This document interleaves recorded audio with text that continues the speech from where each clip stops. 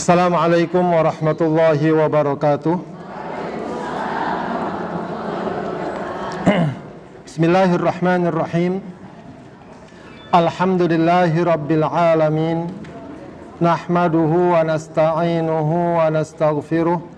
Wa na'udzu billahi min syururi anfusina wa min sayyiati a'malina. May yahdihillahu fala mudhillalah wa may yudlil fala hadiyalah.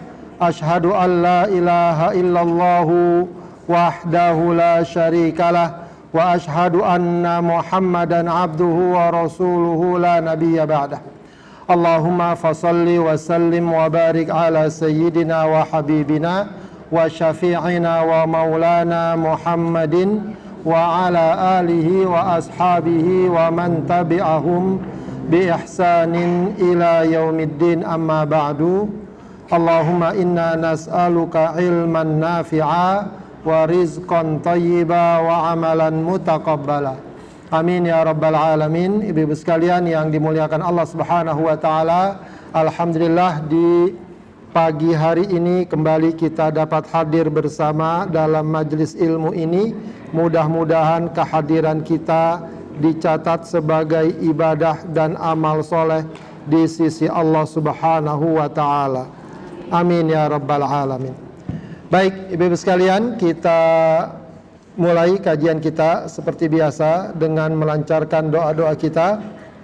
Kita baca sama-sama. Allahumma inni abduka ibnu abdika ibnu amatika nasiyati biyadika madin fiyya hukmuka adlun fiyya qada'uka as'aluka bikulli ismin huwa laka sammaita bihi nafsaka aw 'allamtahu ahadan min khalqika aw anzaltahu fi kitabika aw ista'tharta bihi fi 'ilmil ghaibi indaka an taj'alal qur'ana rabi'a qalbi wa nura sadri wa jalaa'a huzni wa dhahaba hammi.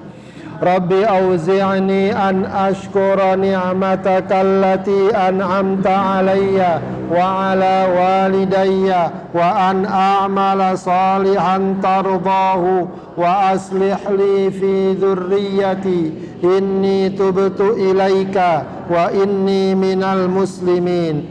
Allahumma kfini bihalalika an haramik wa aghnini bifadlika amman siwak.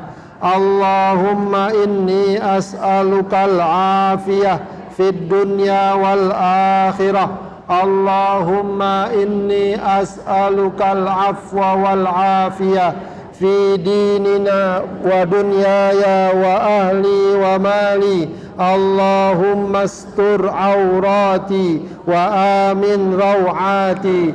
Allahumma ihfazni min bayni yadayya wa min khalfi wa an yamini wa an shimali wa min fawqi wa a'udhu bi'azamatika an ughtala min tahti.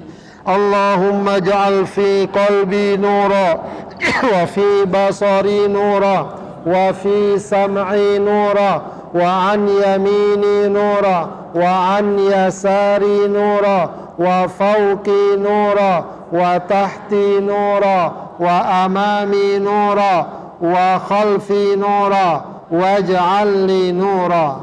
Amin ya rabbal alamin. Ibu sekalian, alhamdulillah kita bertemu kembali dalam majelis ilmu ini.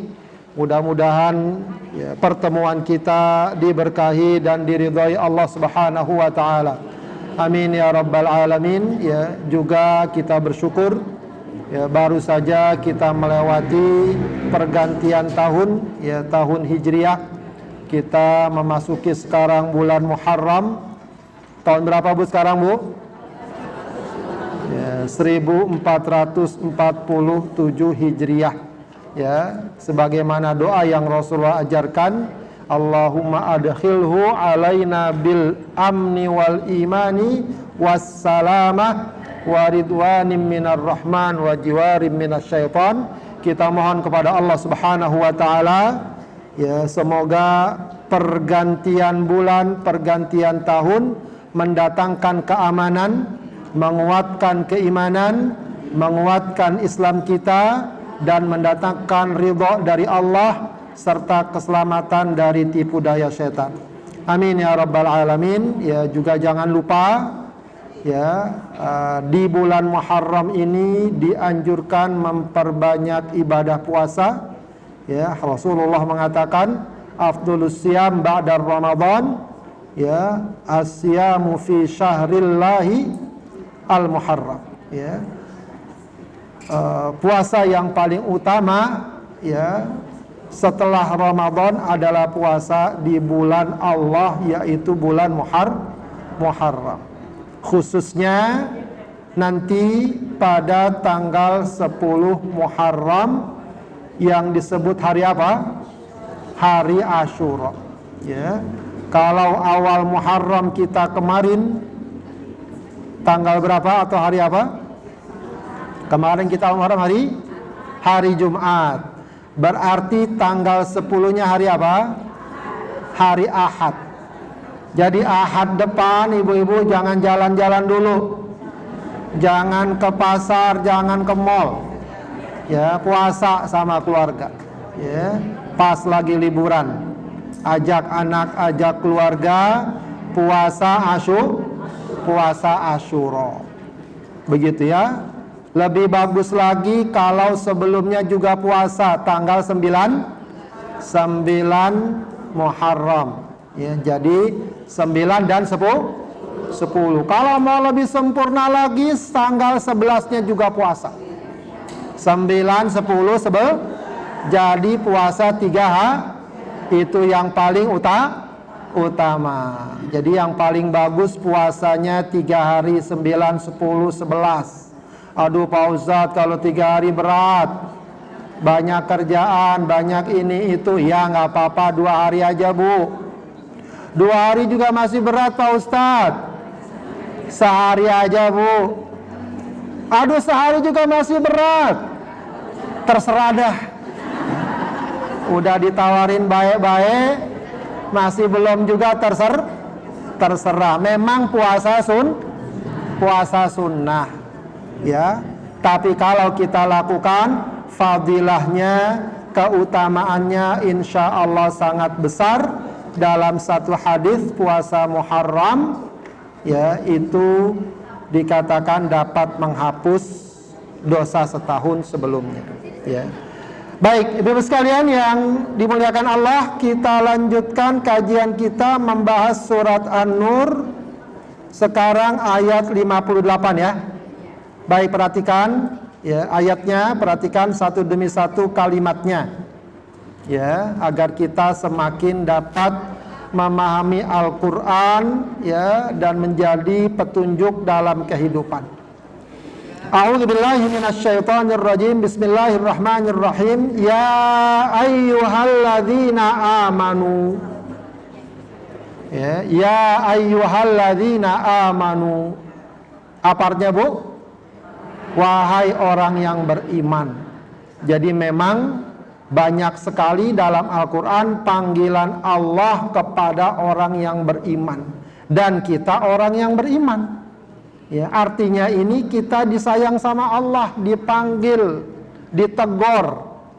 Ya, makanya biasanya setelah ayat ya ayyuhalladzina amanu biasanya ada apa, Bu? Ada perintah atau larangan.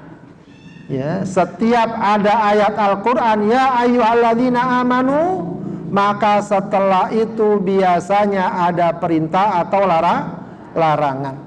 Begitu ya. Itu semua tak lain merupakan kasih sayang Allah yang memberikan ajaran petunjuk kepada kita. Karena kalau kita laksanakan perintahnya atau kalau kita tinggalkan larangannya, akan mendatangkan kebaikan di dunia maupun di akhirat. Baik. Apa yang Allah Subhanahu wa taala katakan berikutnya? Liyasta'dzinkumul ladzina malakat aymanukum walladzina lam yablughul huluma minkum salasa marrat. Nah, ini sifatnya perintah. Kata-kata li di situ artinya lamul amr. ya, diperintahkan, ya, semestinya. Ya, bahkan kemudian ada banyak para ulama mengatakan wajib. Liyasta'dzinkum, ya, alladzina malakat aimanukum. Hendaknya, semestinya, ista'dzana yasta'dzinu, apa artinya? Minta izin kepada kalian, alladzina malakat aimanukum, ya, ini budak-budak kalian, walladzina lam yablughu al-huluma, dan mereka, ini maksudnya anak-anak kecil, ya, yang sudah mulai paham tapi lam yablughul hulum, belum apa?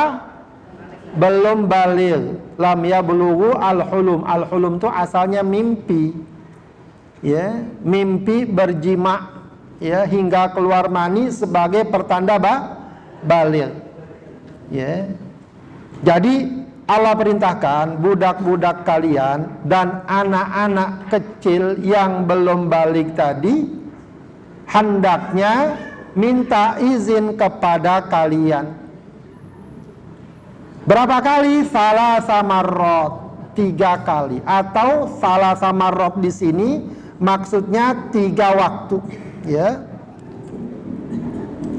3 waktu, pada 3 waktu.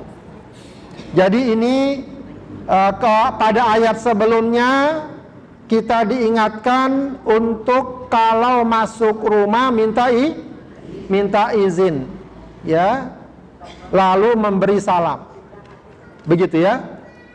Itu kalau mau masuk rumah. Ini udah ada di dalam rumah, suruh minta izin. Minta izin kapan? Kemana?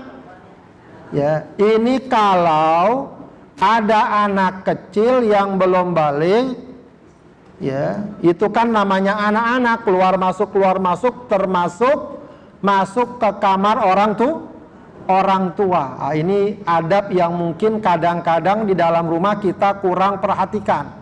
Bagus kalau anak sejak kecil sudah dikasih pelajaran, sudah dididik, ya. Ya memang mereka namanya anak-anak, setiap hari ada di dalam rumah. Ya, tapi Allah kasih penekanan pada ketiga waktu ini, kalau mau masuk ke dalam kamar orang tua, hendaknya mereka izin. Ya, mereka izin. Kalau ada pintunya, diketok pintunya.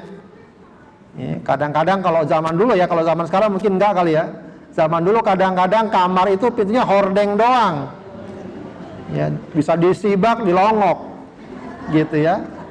Nah, itu zaman dulu. Kalau sekarang sih insya Allah ada pintunya. Itu diketok atau minta izin, ya, panggil bapak, ibu atau apa begitu, ya. Baik. Jadi mati nih. Nggak apa-apa yang tadi, nggak apa-apa. Oh.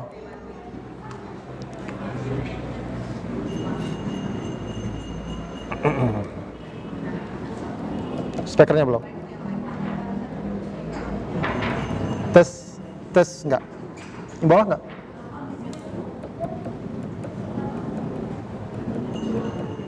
Tes.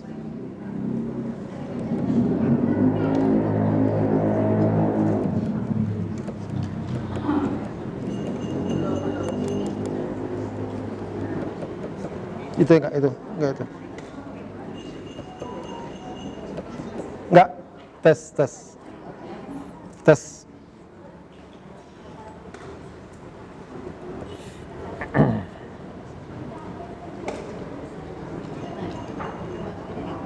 Kedengeran nggak suara saya? Ya udah, kita jalan aja ya. Biarin teknisi bekerja, kita jalan. Baik. Nah, pas. Bismillah. Baik, jadi ini maksudnya anak-anak kecil yang belum balik, mereka suka keluar masuk kamar orang tua. Secara umum namanya anak kecil nggak apa-apa. Cuma Allah ingatkan di ketiga waktu ini. Di ketiga waktu ini kalau masuk izin. Kenapa?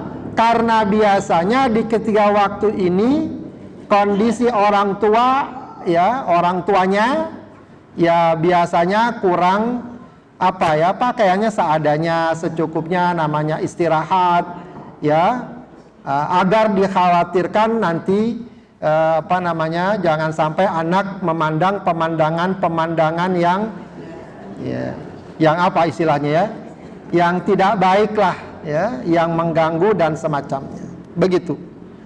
Kapan itu waktunya? Min qabli sholatil fajri, dari sejak sebelum sholat fajar. Dari malam, maksudnya malam, dari sebelum sholat sampai sebelum sholat fajar.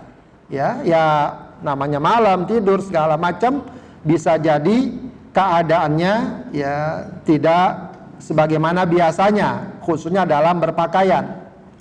Kemudian yang kedua apa? Wahina tad'una thiyabakum minadh-dhahirah.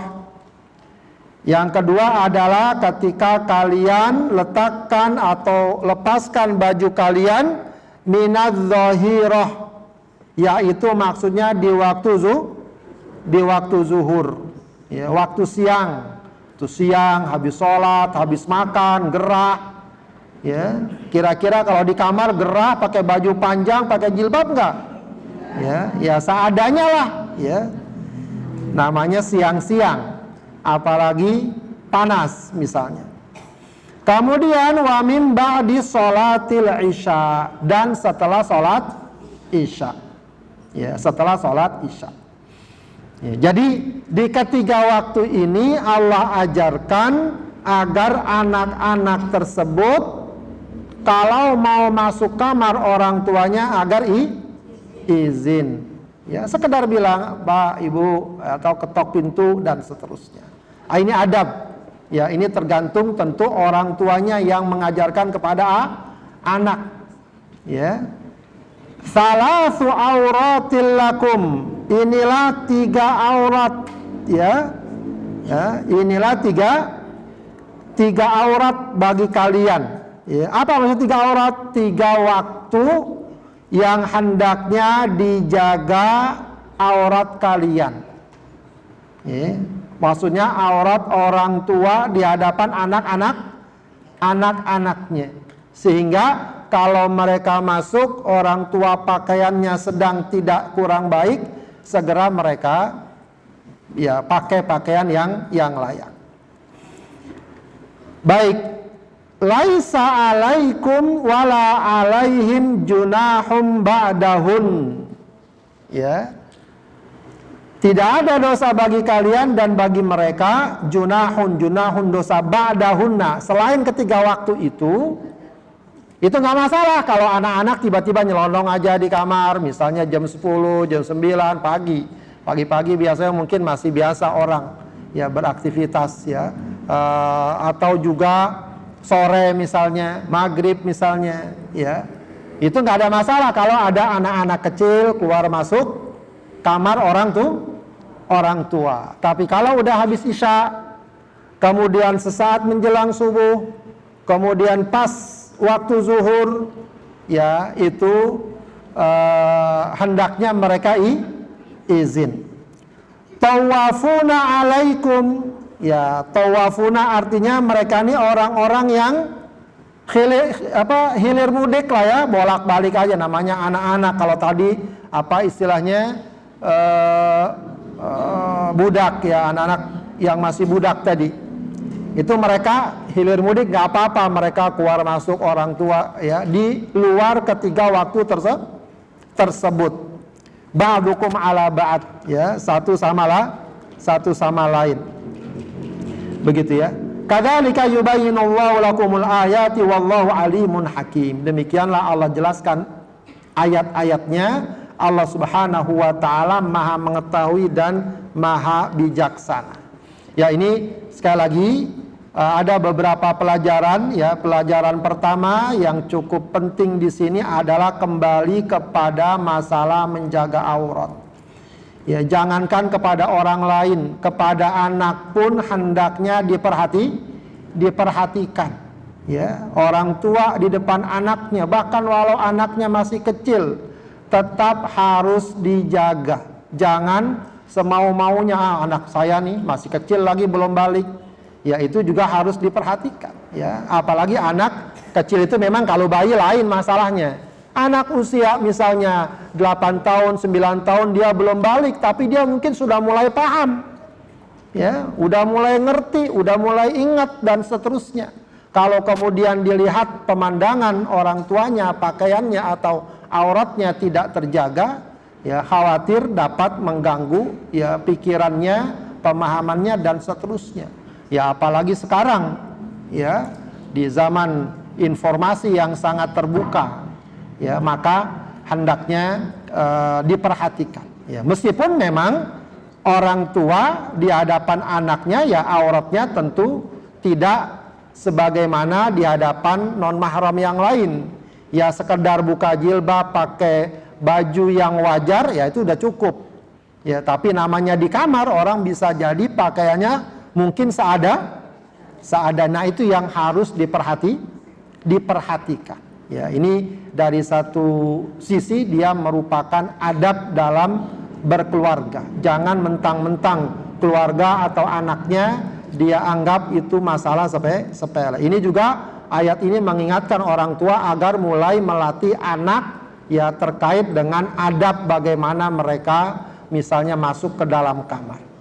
Nah, ayat ini berlaku terkait dengan anak kecil.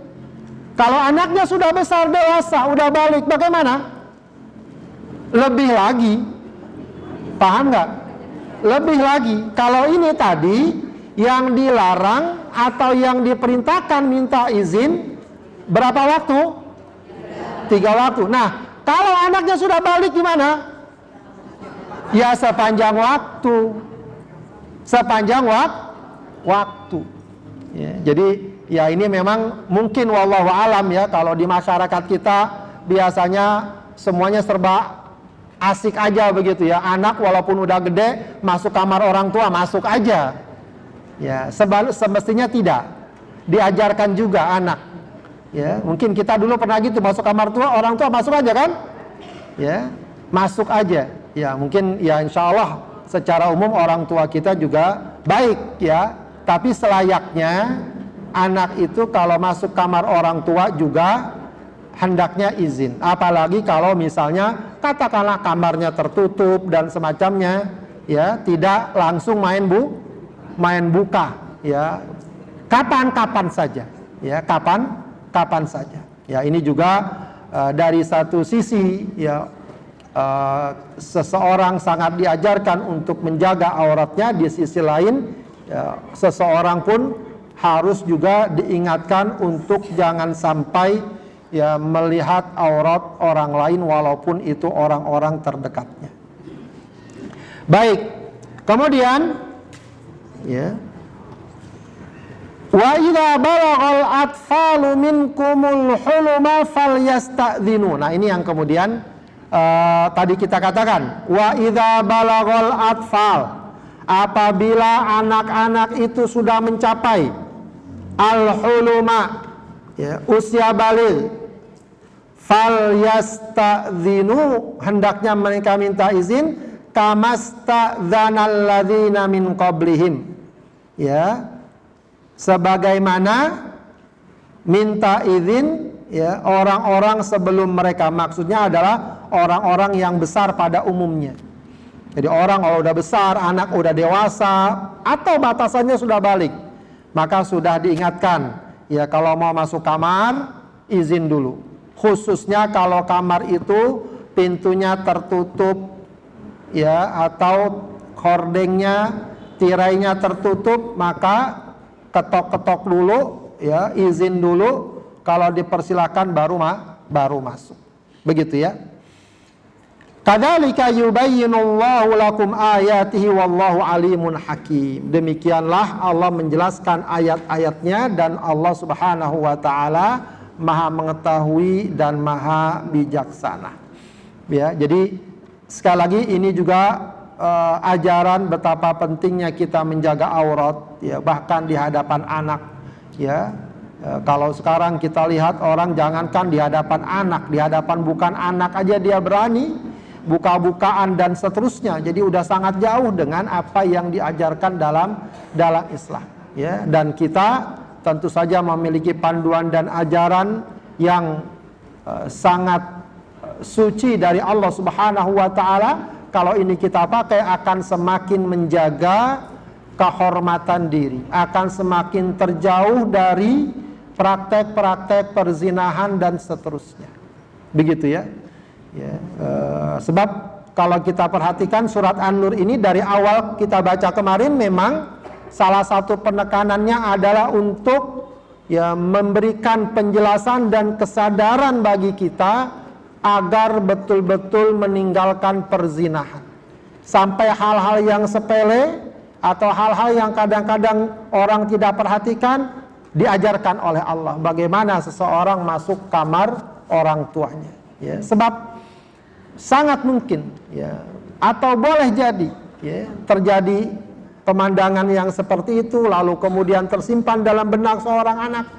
Bisa jadi mungkin kalau dengan orang tua dia jauh melakukan hal itu, tapi bisa jadi dia melakukannya kepada orang lain. Maka di rumah itu pendidikan seperti ini, adab seperti ini pun harus sudah dapat kita tanamkan agar ketika anak itu tumbuh dewasa dia sudah memiliki panduan dan pedoman khususnya terkait dengan masalah berinteraksi dengan lawan jenis. Dengan orang tua saja dia tetap menjaga adab, apalagi dengan orang lain.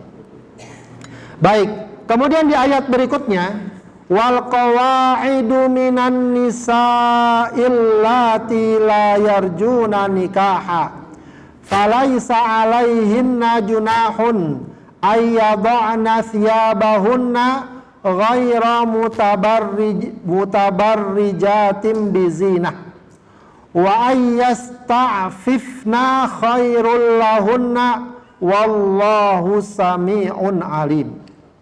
Wal qawaid dan al qawaid jamak dari al qaid, orang yang duduk. Namun yang dimaksud di sini wal qawaidu minan nisa, wanita-wanita yang udah banyak duduknya. Apa maksudnya?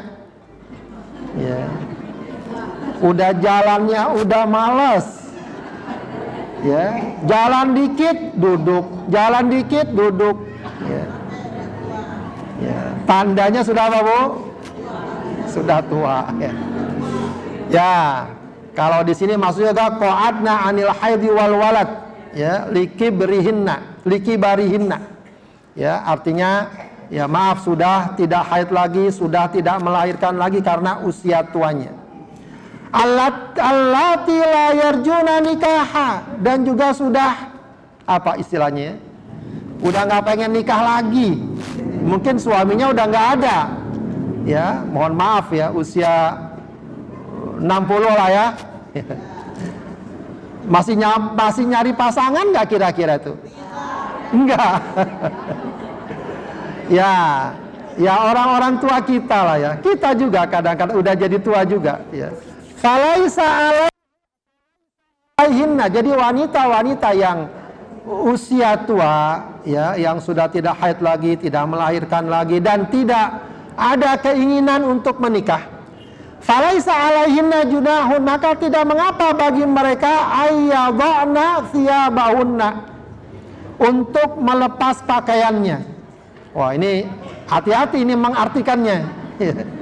Bisa-bisa ntar keluar pakai you can see. Baik, apa maknanya melepas pakaiannya? Minal jilbab, lepas jilbabnya, warrida, selendangnya, walqina fauqal khimar, dan penutup di atas di atas kerudung. Ini mungkin kalau di masyarakat kita kurang terlalu populer gaya berpakaian seperti ini. Jadi kalau orang Arab, ibu-ibu sekalian, itu pakaiannya ada 2 lapis. Bukan 2 lapis. Kalau kita memang pakaian dalam ada, tapi kalau mereka enggak, pakaian dalam pakaian biasa. Nanti udah pakaian biasa tambah lagi penutupnya. Jadi orang Arab tuh pakaian kayak kita, Ntar ditambah lagi. Ya. Abaya lah, abaya istilahnya mereka itu. Jadi dari atas tuh, ya. Ditutup. Nah, biasanya pakaian yang dasar itu seadanya juga.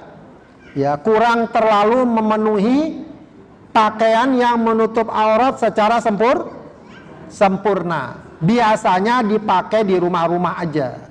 Kalau keluar pakai dah tuh, ya. Nah, bagi orang tua yang usia seperti itu, ya, kalau dia pakai pakaian di rumahnya, ini sebenarnya di rumah, ya, pakai pakaian yang menutup aurat tapi seadanya. Mungkin kalaupun pakai kerudung atau pakai jilbab atau apa tuh yang kalau orang tua tuh yang tutup kepala, apa namanya? Ciput atau cetok atau apalah. Ya, atau pakai baju tangannya kadang-kadang cuma setengah gitu. Itu masih dibolehkan.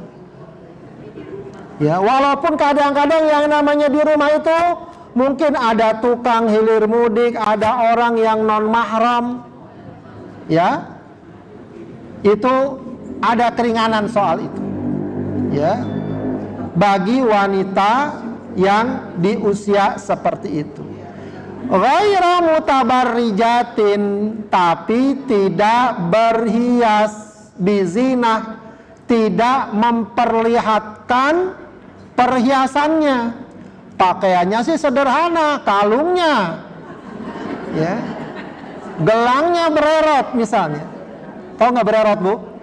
Tahu. Ya, tidak menampilkan perhiasan, biasa saja, ya. Wa ayyasta'fifna khairul lahun, tapi meskipun boleh, ya, kalau mereka menjaga dirinya, yaitu dengan menutup aurat sempurna, jilbabnya yang biasa dipakai, yang agak lebar, gitu Bu ya. Ya, kemudian baju juga menutup ya sampai telapak tangan, gitu ya. Kakinya pun tertutup sampai seluruh, itu lebih bagus, lebih bagus. Jadi sempurna, ya.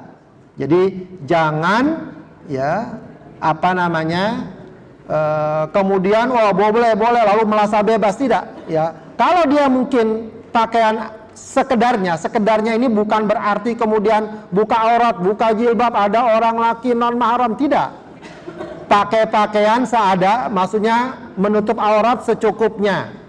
Ya, itu jangan perlu disalahkan. Ada nenek kita gitu ya di rumah, nek, ada orang pakai jilbabnya yang benar, ya, namanya orang tua. Itu boleh diberikan toleransi. Bahkan sampai para ulama ada yang mengatakan walau sekedar kelihatan rambutnya sedikit nggak apa-apa. Ya, itu kalau terhadap ya wanita yang sudah tua renta, ya. Misalnya ada orang laki, ada orang, kalau nggak ada orang non mahram malah nggak masalah, begitu ya. Jadi cuma kalau dia merasa saya maunya lebih tertutup, lebih rapi, ya bagus. Itu khairul lahunna. Oh, saya jilbabnya maunya yang panjang, yang menutup sampai dada, nggak apa-apa, itu bagus. Ya. Cuma jangan lupa, ya, kadang-kadang ada emak-emak yang lupa pagi-pagi belanja sayur, ya, jilbabnya sih bener, dasternya sampai betis, kadang-kadang sampai lutut. Nah, jangan sampai terjadi itu yang kayak gitu. Jilbabnya udah bagus banget, sudah, ya. Mohon maaf ya, bukan ngeliatin, suka kelihatan yang kayak gitu.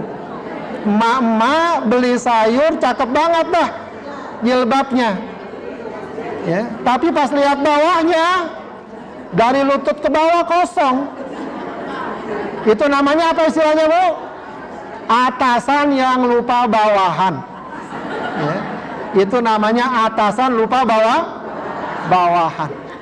Ya, jadi kalau mau tutup semua yang rapi, begitu ya. Ini bagi orang tua, ya. Yang muda-muda jangan ikut-ikutan. Wah, nenek saya aja begitu, saya juga begitu, jangan. Ya. Yang muda, ya, maka tetap menutup auratnya yang rapi, khususnya kalau ada laki-laki non mahram, baik di rumah atau di luar rumah. Wallahu sami'un alim. Allah maha mendengar dan maha mengetahui. Kemudian Allah katakan lagi, ini beberapa adab ya di dalam rumah, cukup bagus ini ya. Kemudian laisa alal a'ma haraju wala alal a'raji haraju wala alal maridi haraj. Laisa alal a'ma, tidaklah terhadap al a'ma. Apa a'ma? Orang yang buta. Tidak ada dosa, harusnya dosa, tidak ada masalah. Tidak ada dosa bagi orang buta. Wala alal a'raj, dan tidak ada dosa bagi orang yang pincang atau sakit. Ya, pincang di sini ya. Wala alal maridi, dan tidak ada dosa bagi orang yang sakit, harajun. Ya, ada yang mengartikan bahwa ini kaitannya dengan bab jihad. Kalau jihad sudah berlaku umum dan wajib, maka orang yang buta, orang yang pincang, orang yang sakit tidak wajib berjihad. Tapi kalau dalam beberapa penafsiran lain, ini terkait dengan bab rumah tangga atau di rumah. Ya, maksudnya apa? Atau pergaulan sehari-hari. Tidak ada dosa bagi orang buta, orang sakit, orang yang pincang, ya, fi mu'akalati muqabilihim, untuk makan bersama dengan orang-orang yang di hadapannya. Ya, ini saking ada sebagian orang yang takut ya kalau makan bersama orang buta, orang pincang, orang sakit. Takutnya apa? Takutnya jatah kita makan, jatah dia kita makan. Ada jatah dia yang kita saking orang menjaga, ya, khawatir nanti seharusnya dia, karena dia nggak lihat, karena dia sakit, kita makan jadinya. Atau orang yang itunya juga, orang butanya tadi khawatir karena dia nggak melihat, ada jatah orang lain yang dia itu saking kehati-hatiannya. Maka kata Allah nggak masalah itu, jangan terlalu dipusingkan. Ya, namanya juga makan sama-sama. Ya, jangan sampai kita makan sama-sama patungan. Ya, katakanlah beli nasi rame-rame makan. Ya, katakan di nampan atau di mana. Ya, ini kan kita patungannya misalnya 10.000, makanannya diatur ya seukuran 10.000, kan nggak begitu. Repot benar kalau begitu. Ya, mungkin ada yang makannya banyak, dia dapatnya makan lebih banyak. Ada yang memang makannya sedikit, dia makan sedikit. Nggak perlu dihitung-hitung. Kita kan sama-sama 10.000, kamu makannya sampai sudah selesai dulu. Ya, kalau kayak gitu jadi repot. Kalau udah makan sama-sama, ya udah sama-sama. Ya, perkara ada yang lebih banyak, lebih sedikit, itu udah dimaklumi lah. Ya, masing-masing memaklumi. Wala ala anfusikum, dan juga tidak ada dosa buat kalian antakulu min buyutikum. Tidak ada dosa bagi kalian untuk makan di rumah kalian. Nah, ini apa maknanya? Ya, kok bahasanya enggak dosa makan di rumah kalian? Ya, ada yang mengartikan atau dalam tafsir Jalalain di sini maksudnya di rumah anak kalian.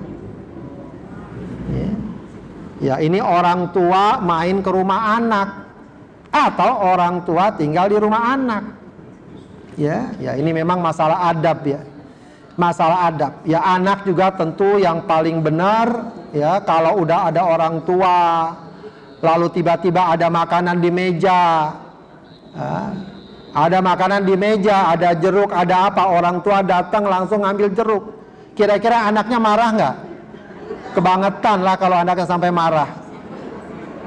Atau di kulkas ada makanan apa, lihat, namanya orang tua ya, datang ke rumah anak mau makan. Jangan merasa orang tua ini aduh takut diomelin sama anak. Wah, itu hati-hati. Kalau orang tua sudah merasa takut diomelin sama anak, anaknya yang harus introspeksi ya. Jadi Kalau sudah kayak gini hubungannya, jangan kemudian ini kan punya anak, nggak boleh saya makan. Kalau ke rumah orang lain boleh, malah justru bagus itu, kita hati-hati. Tapi kalau ke rumah orang tua, ke rumah anak, orang tua ke rumah anak, makan apa yang ada, ya lalu dimakan. Walau mungkin anak belum nyediain, belum mempersilahkan, tidak masalah, itu tidak dosa. Itu tidak dosa, ya. Justru itu menggambarkan kedekatan.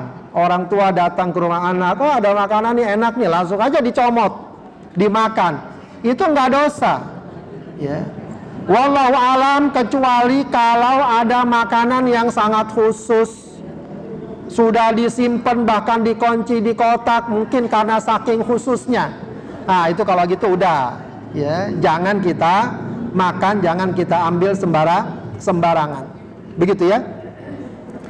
Kemudian au buyuti abaikum, atau anak ke rumah orang tua juga begitu. Kalau anak mah biasanya lebih-lebih lagi. Datang ke rumah orang tua langsung, "Mbak, ada makanan. Masak apa, Mi?" gitu ya. Langsung aja nanya anak. Anak datang ke rumah orang tua, ada makanan, silakan aja. Relax saja.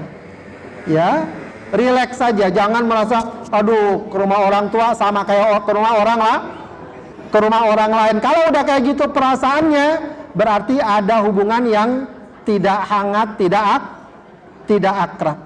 Begitu ya. Au buyuti ummahatikum, atau rumah ibu kalian, au buyuti ikhwanikum, atau rumah saudara kalian. Nih mungkin kalau saudara agak-agak gimana nih. Padahal begitu juga.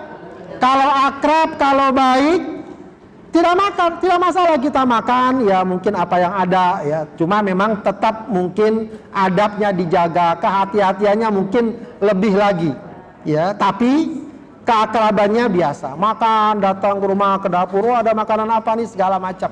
Ya tidak mengapa, itu ke rumah saudara laki atau saudara perempuan, au buyuti a'mamikum, atau rumah paman kalian. Ya kalau paman biasa udah mulai dah tuh ya. Udah mulai kita sungkan, gak enak. Tapi sebenarnya, ya kalau akrab, ponakan dengan paman segala macam, itu juga rileks saja sebenarnya. Au buyuti ammatikum, atau rumah bibi, au buyuti akhwalikum, au kholatikum, ya. Ya bibi juga paman dan bibi, ya. Jadi kalau orang Arab itu, kalau paman, ya kalau paman dari jalur bapak disebut apa? Ammun, jamanya a'mam. Kalau paman dari jalur ibu disebutnya apa?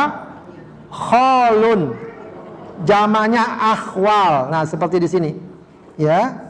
Kholatikum, kholat, ya, akhwalikum, au buyuti kholatikum, au ma malaktum mafatihahu, atau orang yang, ya, apa istilahnya, kuncinya itu kalian yang pegang, ya, kunci rumahnya kalian yang pegang.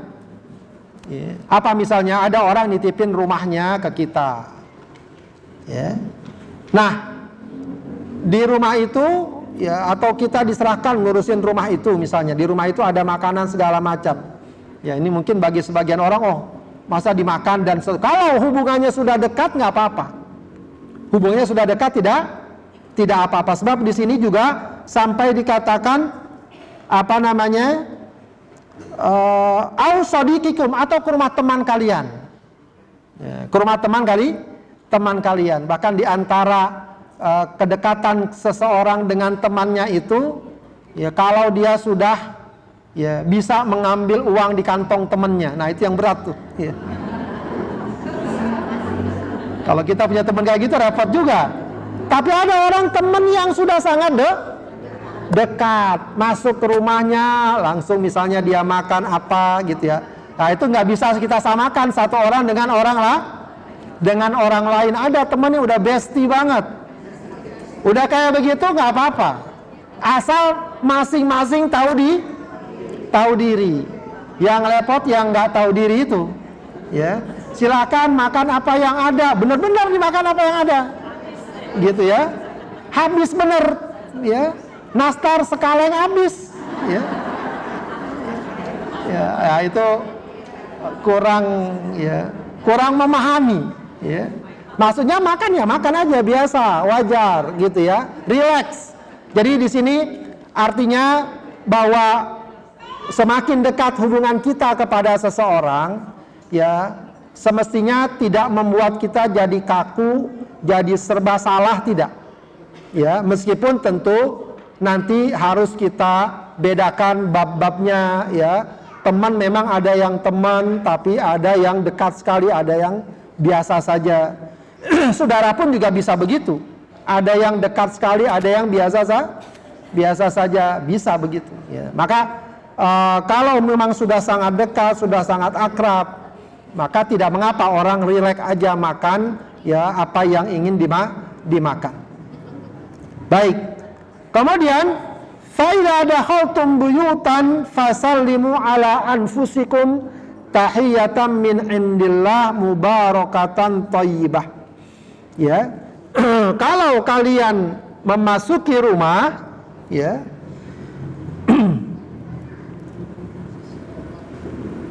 Maksudnya rumah di sini apa? Buyutan lakum la ahla biha. Ya. Maksudnya adalah rumah kalian, ya. Rumah apa saja? Ini di sini ada yang mengartikan semua rumah. Rumah kita, rumah orang lah, rumah orang lain, bahkan rumah yang kosong sekalipun. Fasallimu ala anfusikum. Maka ucapkan salam untuk diri kalian. Ya, jadi kalau kita ucapkan salam itu sebenarnya juga, ya, kalaupun nggak ada orang, kita salam untuk diri kita. Kenapa? Karena kalau kita salam itu, malaikat akan menjawab salam untuk kita. Ya, tahiyatan min indillah, ya, sebagai ucapan selamat dari sisi dari Allah, mubarakatan thayyibah, yang akan mendapatkan keberkahan yang baik. Artinya ketika kita masuk rumah, kita ucapkan salam, maka salam itu merupakan penghormatan yang redaksinya dari Allah atau yang Allah ajarkan, dan yang akan mendapatkan keberkahan atau pahala dari Allah Subhanahu wa taala. Kadzalika yubayyinullahu lakumul ayat. Demikianlah Allah jelaskan ayat-ayatnya la'allakum ta'qilun, agar kalian memahaminya. Baik, Ibu sekalian, demikian ya kurang lebih ya ayat-ayat yang kita baca dari surat An-Nur ini yang berbicara tentang adab-adab di dalam rumah, khususnya terkait dengan masalah aurat ya, dan juga terkait dengan masalah batasan-batasan yang dibolehkan dalam syariat ya, terkait dengan hubungan-hubungan ya internal, kalau boleh kita katakan demikian, hubungan-hubungan dengan orang-orang yang dekat dengan kita. Baik, sampai di sini. Jika ada pertanyaan silakan. Yang langsung boleh bertanya. Baik, ada pertanyaan, Ustadz, apakah bulu kucing itu najis? Bulu kucing tidak najis. Bulu kucing ini juga memang dia, kalau tadi ada anak kecil yang hilir mudik makanya mendapatkan kekhususan, maka termasuk kucing juga. Kenapa dia mendapatkan kekhususan? Karena kucing ini hewan jinak yang suka berkeliaran di dalam rumah. Ya, semestinya kucing ini najis jilatannya juga, karena liur dari hewan yang haram dimakan itu najis. Kucing haram dimakan, mestinya liurnya najis. Ya. Kucing kan suka jilat-jilat kan? Nah, tapi ya Rasulullah SAW memberikan keringanan terkait dengan kucing. Kenapa? Karena kucing itu dikatakan at-tawafin, hewan yang berkeliaran di sekitar kita, maka dia tidak najis. Termasuk bulunya tidak najis. Bulunya tidak najis, maka boleh saja dipegang segala macam. Adapun kotorannya, meskipun ada yang berpendapat tidak najis, tapi mayoritas umumnya para ulama mengatakan kencingnya dan kotorannya tetap najis. Begitu ya, tetap najis. Wallahu a'lam. Baik.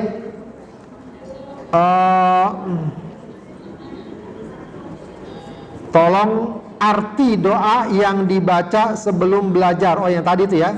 Doa-doanya itu belum ada artinya ya? Nanti saya kirim di grup aja ya. Ingatkan lagi nanti.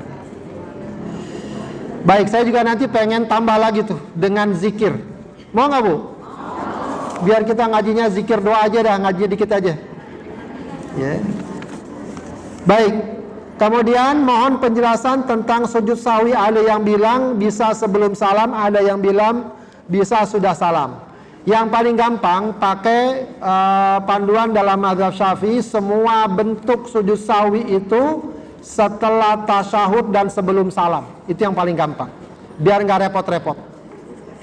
Sujud sahwi itu sesudah tasyahud, sebelum habis kita baca tasyahud, baca sholawat, baca tasyahud, baca sholawat, sujud sahwi 2 kali, lalu salam. Itu paling gampang. Ya, memang ada beberapa petunjuk, ada sujud sahwi yang sunnahnya dilakukan sesudah salam. Kapan? Kalau orang diantaranya, kalau orang sholatnya kelebihan. Sholat zuhur udah rakaat keempat, harusnya tasyahud, dia bangun lagi. Ya, dia baca Fatihah, dia ruku, dia sujud, baru dia ingat, iya ini udah rakaat kelima ya. Nah, yang kayak seperti itu dia sujud sahwi setelah salam. Setelah salam dulu, assalamualaikum warahmatullah, sujud sahwi 2 kali. Sujud lagi, salam lagi. Ya, itu kalau kasusnya seperti itu, ya. Tapi kalaupun dilakukan sebelum salam tidak mengapa. Ya, jadi yang paling gampang biar nggak repot memahaminya, sujud sahwi semuanya, apakah karena tadi misalnya tidak tasyahud awal, atau ada yang ragu-ragu, ya, ada yang tertinggal dari sunnah yang sangat dianjurkan, ya, maka sujud sahwinya setelah tasyahud sebelum salam. Wallahu a'lam bishawab. Baik, demikian Ibu sekalian. Ada lagi pertanyaan? Silakan Bu. Tolong kasih di.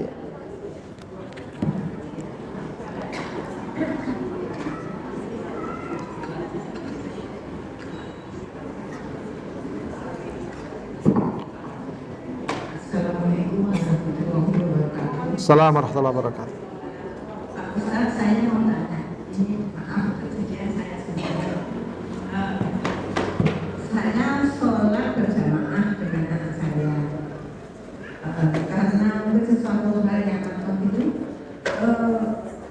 anak saya itu sudah belum kakak kedua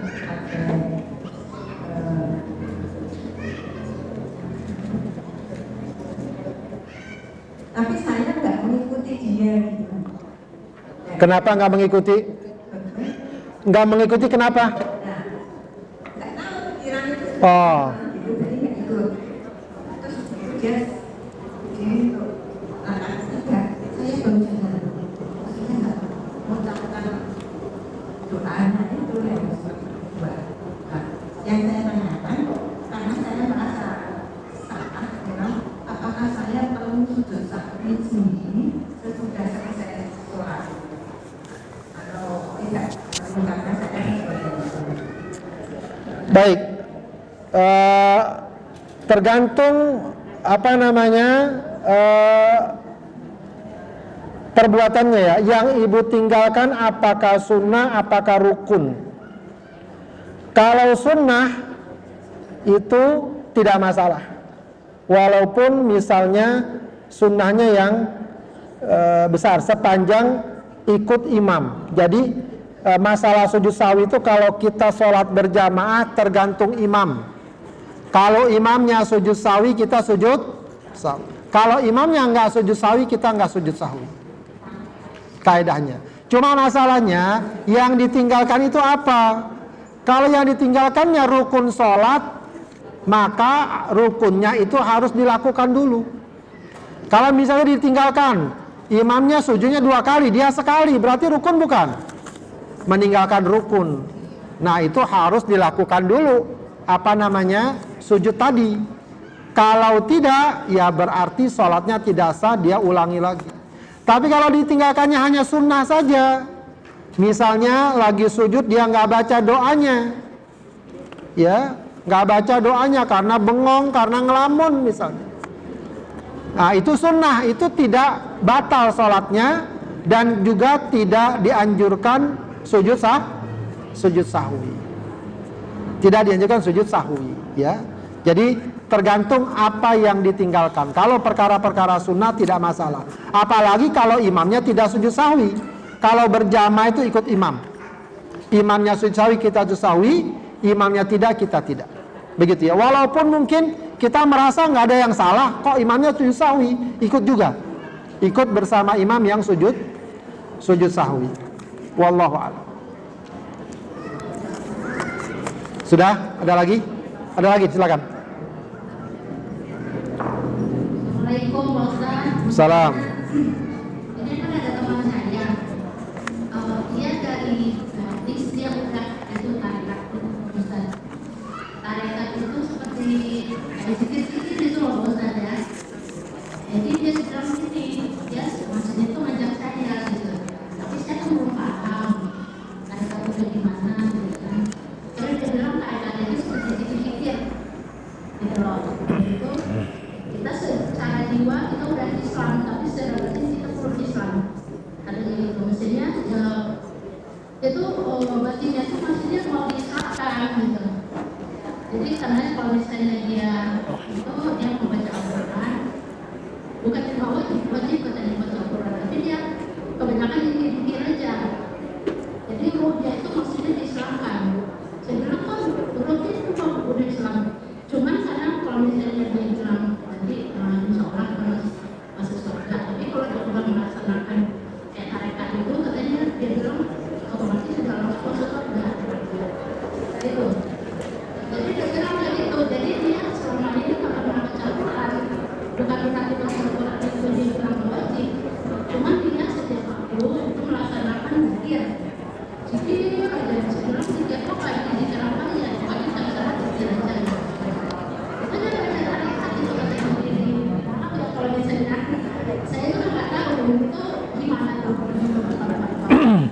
Baik, tarekat pada dasarnya mengajak orang untuk banyak berzikir. Secara umum, ya kalau tujuannya berzikir, mengingatkan orang berzikir, ya bagus saja. Cuma kadang-kadang yang jadi problem kalau sudah ada keyakinan ini itu, ya bahwa hati kita belum Islam lah, atau apalah, atau dan seterusnya. Ya, jadi kalau kita belum jelas benar, ya apa yang akan kita ikuti dan bagaimana mereka menghindar atau tidak mengikuti, lebih hati-hati. Ya, jadi cukup dengan apa yang sudah kita dapatkan, ya yang namanya berzikir, insya Allah, ya yang penting kita juga di rumah atau di lain tempat kita senang dengan berzikir. Ya, jadi tidak harus kemudian agar pandai berzikir atau bisa berzikir maka kita ikut tarekat. Tidak ada ketentuan seperti itu. Ya, dan bahwa misalnya hati kita harus diislamkan dan lain sebagainya, itu perkara yang tidak istilahnya ya.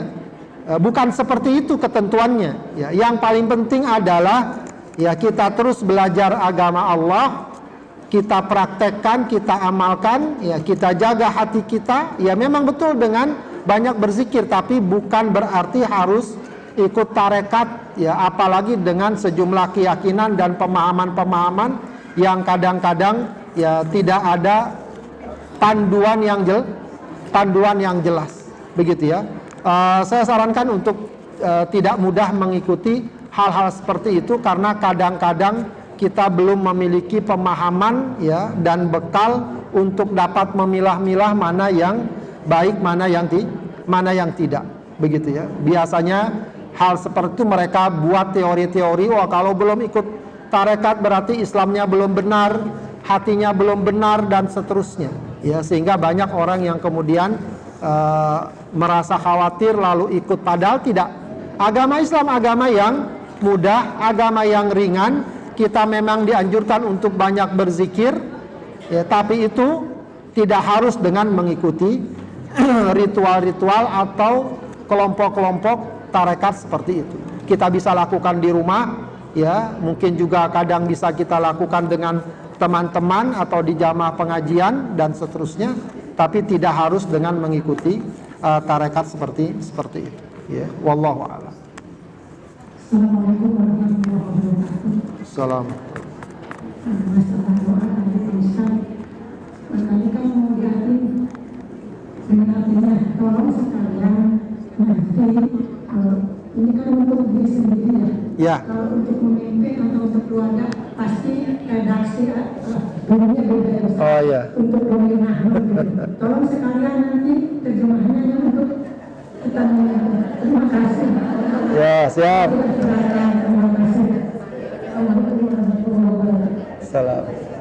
Ya, nanti kita rubah aja redaksinya dengan dhamir nahnu ya, biar bisa dipakai buat bersama. Bagus itu, bagus. Ya. Ada lagi?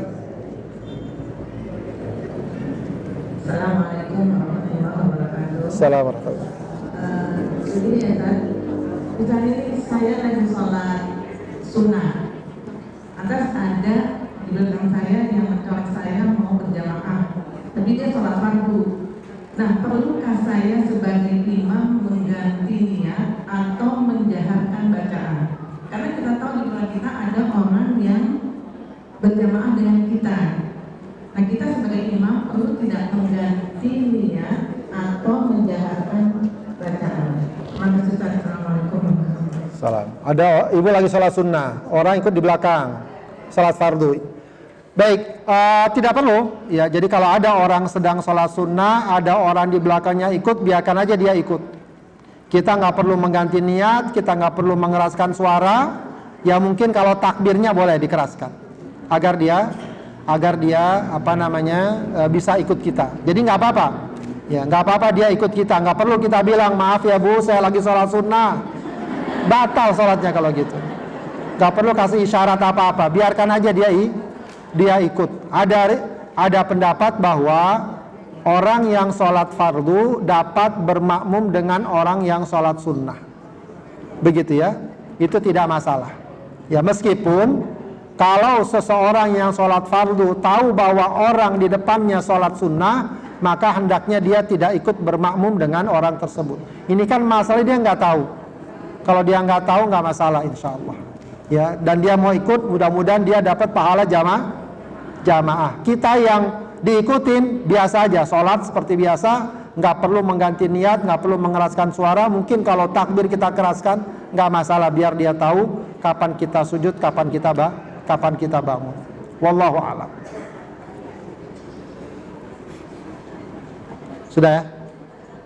Baik, terakhir ya.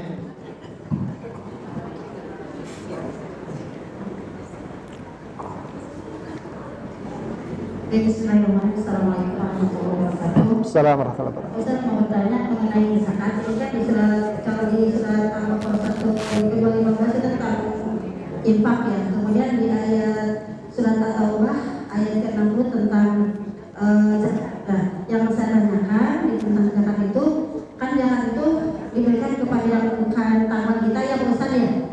Itu kalau zakat itu ya. Diberikan apa? Kepada yang bukan tanggungan kita. Yang bukan tanggungan kita ya. Bukan tanggungan kita. Contohnya gini yang saya tanyakan. Contohnya gini, khodimah termasuk ya Ustaz ya. Khodimah bukan tanggungan kita. Bukan tanggungan kita. Termasuk ya, itu jadi pertanyaan saya itu karena masih lanjut gitu kan. Kemudian kalau banyak paman atau saudara yang memang termasuk di ayat itu, apakah menjadi berhak mendapatkan zakat dari kita? Ya, berhak. Itu ya Ustaz pertanyaan. Baik. Terima kasih. Assalamualaikum warahmatullahi wabarakatuh. Assalamualaikum warahmatullahi wabarakatuh. Jadi zakat intinya tidak boleh diberikan kepada orang yang wajib kita nafkahi. Siapa orang yang wajib kita nafkahi? Kalau dalam kajian fikih itu adalah usul dan furu'. Furu' dan usul. Furu' itu apa? Anak dan seterusnya ke bawah. Anak atau cucu, misalnya anaknya meninggal, ada cucunya. Nah, cucu jadi wajib bagi kakeknya. Atau ke atas, orang tua, bapak ibu. Kalau bapak ibu wajib kita nafkahi, khususnya kalau mereka sudah tidak bisa bekerja dan miskin, tidak cukup. Nah itu wajib kita nafkahi. Ya, termasuk kalau bagi laki-laki istri. Ya. Nah, kepada mereka zakat tidak boleh kita berikan. Ya, sebab mereka adalah orang-orang yang wajib kita berikan nafkah. Selain itu, kalau kita mau berikan zakat boleh. Ya, paman, bibi, ponakan itu boleh. Saudara aja boleh. Saudara kita, kandung kita kebetulan miskin. Ya, jadi bukan masalah saudaranya, dia termasuk golongan penerima zakat atau tidak. Ya, kalau termasuk karena misal fakir miskin, boleh saudara kita berikan zakat. Ya, cuma memang masalahnya nanti enak nggak enak aja. Bang, ini zakat dari saya. Ya, kurang enak dengernya. Cuma ya boleh. Termasuk istri ngeluarin zakat sama suami kalau suaminya miskin. Boleh juga. Cuma tega juga sih. Ya. Ya. Apa namanya? Tuan rumah siapa? Tuan atau kepada pembantunya. Seseorang kepada pembantunya boleh nggak ngasih zakat? Boleh. Cuma hati-hati, ngasih zakat jangan dianggap sebagai gaji. Nih, ya, gaji kamu sekalian zakat saya. Ya, uangnya sama aja, nggak boleh. Ya, tidak boleh. Gajinya sudah ada, tambah lagi dengan zakat. Begitu ya. Kalau memang dia miskin. Ya, jadi kalau dia punya kriteria 8 golongan itu, dia boleh menerima zakat. Ya, wallahu a'lam. Oh, ada lagi, silakan. Salam, silakan. Ketika kita kalian sholat, terus ada dahak yang keluar, gimana sikap kita besar? Ya, dahak yang keluar ya, ditelan lagi nggak enak juga. Ya tentu ditahan ya. Kalau memang kita merasa sangat terganggu ya kita batalkan saja. Ya, kita batalkan saja. Kalau memang ada tisu atau kita keluarkan nggak apa-apa, atau ya kita tahan aja sebisanya. Ya, jadi itu tidak membatalkan sholat sebenarnya. Tidak membatalkan. Cuma masalahnya kalau kita telan juga nggak enak, kita biarkan juga sangat mengganggu sholat. Kalau ada tisu sapu tangan boleh diambil, dikeluarkan, nggak apa-apa. Begitu ya. Itu tidak membatalkan sholat. Sama-sama. Ya, salam. Jadi kalau memang dia merasa repot, ya udah batalkan saja sholatnya. Nanti ulangi lagi. Baik, Bapak sekalian, kita cukupkan kajian kita sampai di sini. Ya, kita tutup dengan mohon kepada Allah Subhanahu wa taala. Astaghfirullahaladzim, astaghfirullahaladzim, astaghfirullahaladzim. Hamdan yuwafi ni'amahu wa yukafi'u mazidah. Ya Rabbana wa ilahana lakal hamdu wa lakal syukru kama yanbaghi li jalali wajhika wa 'azimi sultanik. Allahumma salli ala Sayyidina Muhammad wa ala ali Sayyidina Muhammad. Rabbana taqabbal minna innaka antas sami'ul alim wa tub alaina innaka antat tawwabur rahim. Allahumma 'allimna ma yanfa'una wanfa'na bima 'allamtana. Allahumma zidna ilman nafi'a wa amalan mutaqabbala. Allahumma ij'alna wa ahlana wa dhurriyyatina min ahlil Qur'an ahlika wa khassatika ya rabbal alamin. Rabbana ighfir lana wa liwalidina warhamhuma kama rabbayana shighara. Rabbana atina fid dunya hasanah wa fil akhirati hasanah wa qina adzaban nar. Subhana rabbika rabbil izzati amma yasifun wa salamun alal mursalin walhamdulillahi rabbil alamin. Subhanakallahumma wa bihamdika asyhadu an la ilaha illa anta astaghfiruka wa atubu ilaik. Assalamualaikum warahmatullahi wabarakatuh.